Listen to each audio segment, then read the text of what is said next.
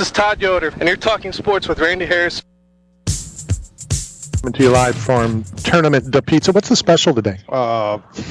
Whatever Caleb and Ronnie and friends want. Whatever I don't have to cook. Because I'm on a. So you're going to give us some stuff that's been in the freezer? I'm going to defrost some stuff. Yeah. That's not right. Actually, I'm going to do Uber Eats for you. Like, Yeah, he's like, what do you guys want? What do you want? What do you like? Man. I'm like you guys. I'm ready to start my new career. The one career that is never a job. I can hardly wait to hear what this is. No, I'm going to be. I'm walking onto his practice team this year. I'm going to be a starting QB. You have a practice team, Caleb? Listen, You have your own practice? yeah, exactly. We're going to the league. The careers, he's talked about being an actor. He wants to I get do. a show, the one-man show, the two-man show. I'm already naked. I'm great at it. You know what I'm saying? And he's doing football. He's got a lot going on right now. I do. But I want to act like I'm a football player, and I'll Yeah, you never, can act like any of those things. I'll never work a day of my life. All right, let's head back MMA-wise. Yeah. A lot of stuff still to talk about with Ronnie and some other things, but did you get to watch The Ultimate Fighter yesterday?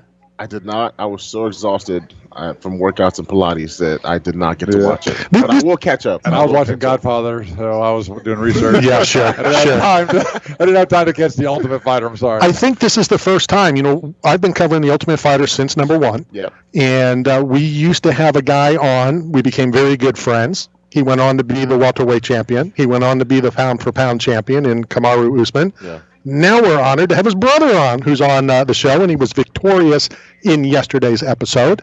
Let's welcome to the program, Mohammed Usman. Mo, how are you? I'm doing good. Thank you guys for having me. We appreciate your time, but start with, where are we in the filming? I know the filming is all done, and we're only going to talk up through yesterday's episode. How many days have you now been in the house? I was in the house roughly 6 weeks. And now, I'm back home now. The filming is ended. So we're just kind of sitting back watching everything we've done. So I'm saying the episode that we saw yesterday, it was the third episode. How many days up through that filming? I think we were told, Caitlin said it was like 10 days or 6 days up to her fight. So where are we in the days? It's the exact same. Okay. Literally about 10 days into the house, I fought him. I fought Mitchell C. What was the first thing that you did when you got into the house? Everybody has told us location of the rooms, who the roommate is. Was that the same with you? Yeah, the first thing that I did is, of course, go find my room. And then I kind of started organizing my things to get everything exactly where I was going to have them for 6 weeks. We're going to continue talking about yesterday's episode, but I want to bring this into something else, and you'll find out in a second. How old were you when you moved and the family moved from Nigeria to Texas? I was when we moved to Texas, I was 7 years old. 7. And where in Nigeria are you from? I'm from Auchi, so it's kind of like Auchi, or we're from Auchi Village, so you can just say Benin City. Okay. My co-host, who plays for the New Orleans Saints, I'm curious, Caleb, I'm sure you've told me, but how old were you when you moved from Nigeria? I was 9 years old, and I was born in Lagos, but my dad is from Benin City, and so my family is from Benin City as well. Oh, that's awesome. Yeah, that's awesome, man. That's dope. I actually have a clothing brand I'd love to send for you and your brother, Kamaru. It's called Abuja Bodega. So if you can get me an address, I would love to send you guys some hoodies and crew necks and T-shirts and stuff like that, so you can check it out. Okay, yeah, sounds great, man. I think I kind of gave the address already. So, yeah, you should have all that already. So we'll take care of that. Now, let me ask you this. Caleb says he's going to take us, of course, we're waiting. Yeah. He says he's going to take us to a Nigerian restaurant. So I need to ask you, what do I want to eat and what do I definitely want to stay away from? I think that's kind of a hard one, because I go to Nigerian restaurants and I eat like a rice and stew with like a meat. I don't really get into the soups in Nigerian restaurants because if my mom isn't cooking it, I don't want to. I feel you. Yeah. I feel that. Mohammed, I feel that. Do they have buffets in Nigeria? Because Randy is a buffet master. I mean, if there was one thing he's great at, it is buffet. Listen, I'm going to order for you. I'm going to get you some jollof rice, some egusi soup, some suya. You know, I'm gonna lace you right. You're gonna be full when you leave. Let me tell you this, Mo, and since Matt just threw me under the bus, when I'm just one before anybody in this room was born, it was one event like every 6 months. Now that they're almost every week, I look at who's on the card, what city it's in, and what's the best restaurant in that town. Oh man, that's awesome. Actually, honestly, I love that. Like even with my brother, whenever he fights, and we'll go to these different places. Like we've been in Brazil, we've been all over the world, and that's the number one thing, honestly, that I love is their culture, their food. So that's our first thing that we do as well. We try to see exactly what type of food they have there.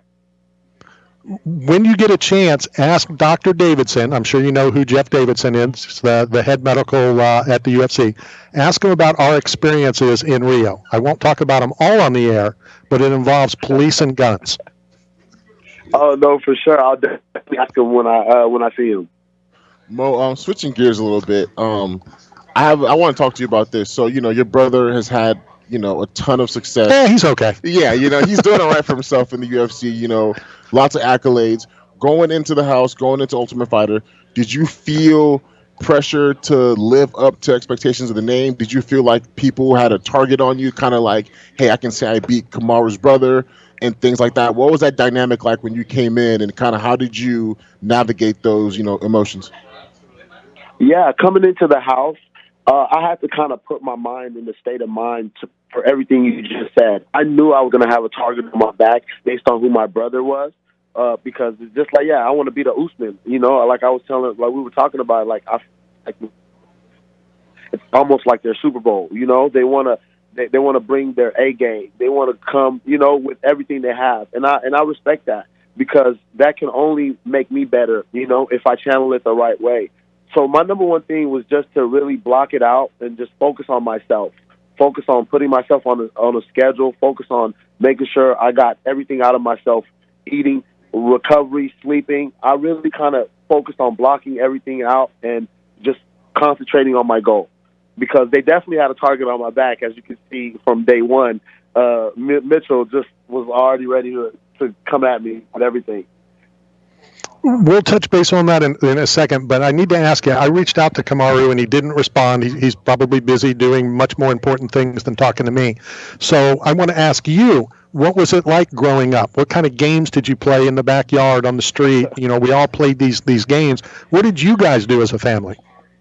We did basically what every American household kids do. We played video games, basketball, all types of sports. But the number one thing with us is I remember we used to clean. So my mom, we made it into a cleaning game. So basically, we would have one person would do the dishes, the other person would sweep and do the top and the floors, and then my other brother always was off. So whoever was off that day would just sit there and talk crap to us while we're cleaning. And sometimes I want to trade and I'll be like, listen, if you clean today, I'll clean, 3 days later, And so we always turn cleaning into a game.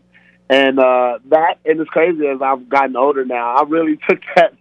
It's crazy when you think when you're kids, you understand how you can honestly take something and it applies to your grown up life.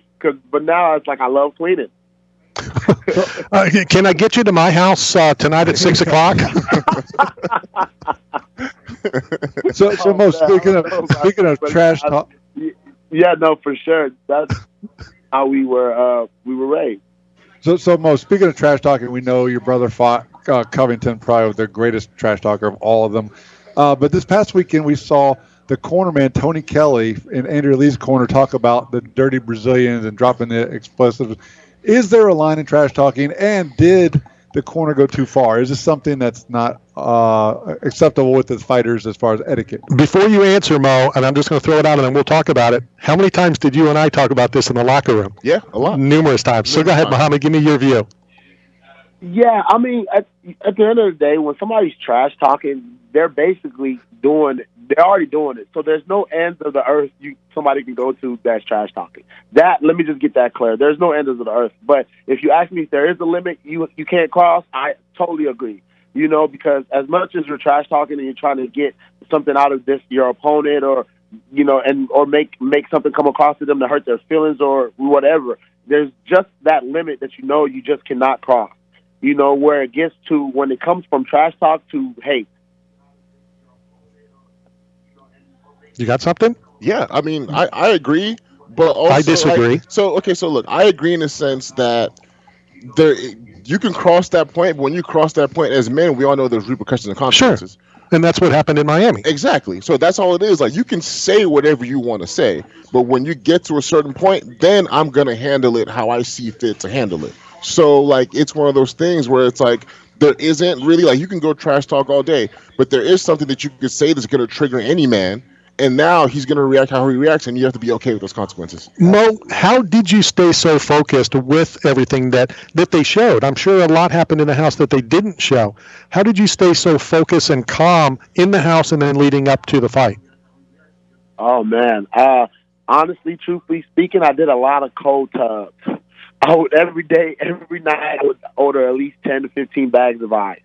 And I tried to get in there, if not every night, every other night.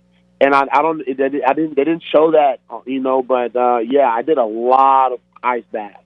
I would just sit in there for about 10 to 15 minutes, at nighttime before I took a shower and went to sleep. And that really, I know it sounds crazy, but it really helped me focus. It helped me calm my mind, because you know how cold it is when you get in that freezing ice bath. Your mind it has to go to a calm state, because you're going to just be in there yelling because it's so cold. So your mind would just really calm down, and I would just put myself in the moment of fight and visualize it, and then just go to sleep. It was a tricky one, but it really brought the best out of me. I really just had to master being in that house with all these different people that I don't know. And the number one thing that helped me was just concentrating on myself 100%. Going through the Ultimate Fighter, I kind of equated to the draft process for myself. It's long hours, not a lot of sleep, a lot of hard work, a lot of focus. Like, who have you leaned on the most? Is it your coach? Is it Kamaru? Or are you trying to kind of pave your own way and be like, hey, like, I'm going to handle this, big bro? And, what's your process like in that aspect? Because I know for me, going through the combine and the draft, like, I had my agent and different kind of stuff like that. But I still also had to go sit down and kind of figure out what kind of player do I want to be when I get to the NFL and those kind of things. So how are you kind of approaching that process? I approached it. Of course, I took advice from everybody. At the end of the day, these are people that, that have done it or have seen it happen that I'm taking advice from, as my brother, Rashad Evans, all my coaches. And then even when I got in the house, a lot of my teammates, they were very encouraging. And I just approached it and took from them. The number one thing I just took from all of them is focus on yourself and get the best out of this opportunity. And don't let nothing distract you. Don't let nothing come into this space of focus that I have right now, this bubble of focus. Do not let anything distract me or penetrate my focus. And I feel like once they made that into me going into the house, it couldn't be broken. Every time anything would happen, like, don't he got me to always take myself back into that state of just locking mind into the present moment and focus. Yeah. Mohan, I want to say this, to you, just as a fan of media, of covering this sport as long as I have. I respected so much what I saw last night, and we talk about this all the time. I was going to use bigger words like, hated and whatever. I hate when somebody's talking crap, one or both, they fight, then they hug, then they go train together. I hate that. I liked how you handled yourself. I liked how, the fight was over. You turned around to celebrate with your team and wanted no part of Mitch. You didn't want to congratulate him. You didn't want to bond with him. And I thought that showed more genuine than I respected him because of the fight and now we're cool. Oh, no, yeah, totally, because it was more than just trash talking. Don't get me wrong. We shared a moment in that cage where it was we know what we both did in there. We know we both came in there and we we settled it in the cage. But when it comes to wanting to shake my hand and do all this and that, no, I wasn't being rude. I was just so focused and concentrated on these people that helped me get over this obstacle, which was him, and just focused on. I just climbed this hill, and I did not want to shake this man's hand for what. I wanted to celebrate with Juliana, Coach Mike, all my coaches, because they helped me get over this hill. And then you can even see it. Like after that, when he seen that I was focused on my coaches and my team and the people that helped me, he even turned around and started trying to jog and say, right. I'm going to catch you at the house or do this. I'm like, that's how you knew it wasn't genuine. If you genuinely wanted to shake somebody's hand, even if they didn't shake your hand, you would have turned around and was like, okay, let me catch you outside there. So all good. So you just knew that it wasn't organic. And that's like I said, when I came into the house, anything that I was going to do at this point, I needed it to be free-flowing and organic.